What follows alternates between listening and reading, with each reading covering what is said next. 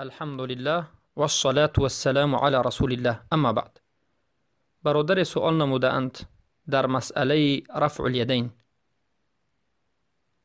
بخصوص در مسئله این که وقتی که انسان تشهد اول را به پایان میرساند، آیا پیش از خیستن، پیش از قیام کردن به رکعت سوم، اول در حالت نشستن دستش را رفع الیدین میکند، دستش را میبردارد، بعد میخیزد؟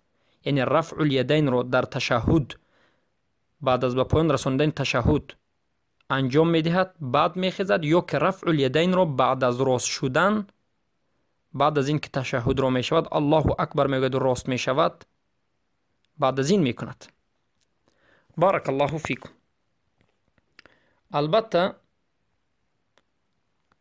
سنت رسول اکرم صلی الله علیه و سلم بر این دلالت میکند که رفع الیدین در تشهد اول بعد از راست شدن می باشد.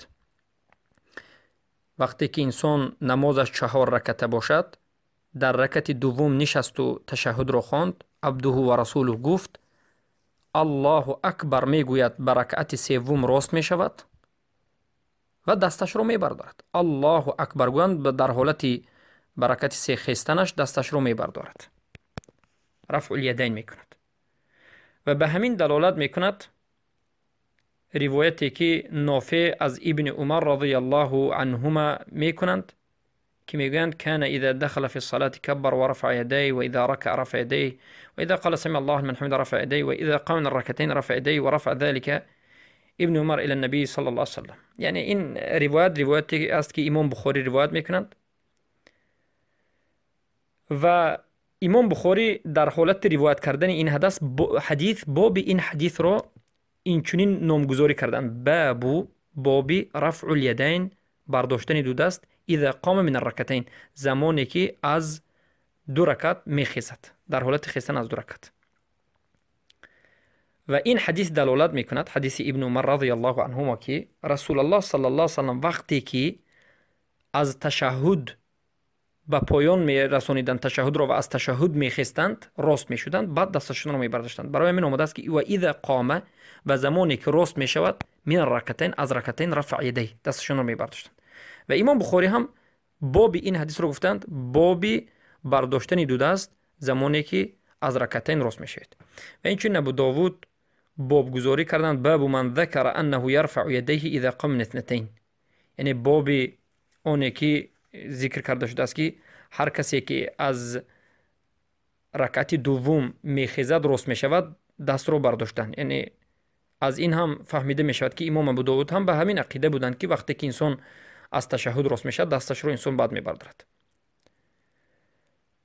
پس از ابی حمید رضی الله عنه آمده است که در صفت صلاة النبی صلی الله علیه و سلم، ثم اذا قام من الرکعتین کبر و رفع یدیه، یعنی زمانی که راست می شدند از رکعتین رو می خوندند و راست می شدند، تکبیر می گفتند و دستشون رو می برداشتند، حتی یحاذی بهم منکبیه، تا اینکه به همین کتفشون منکبیه می رسید.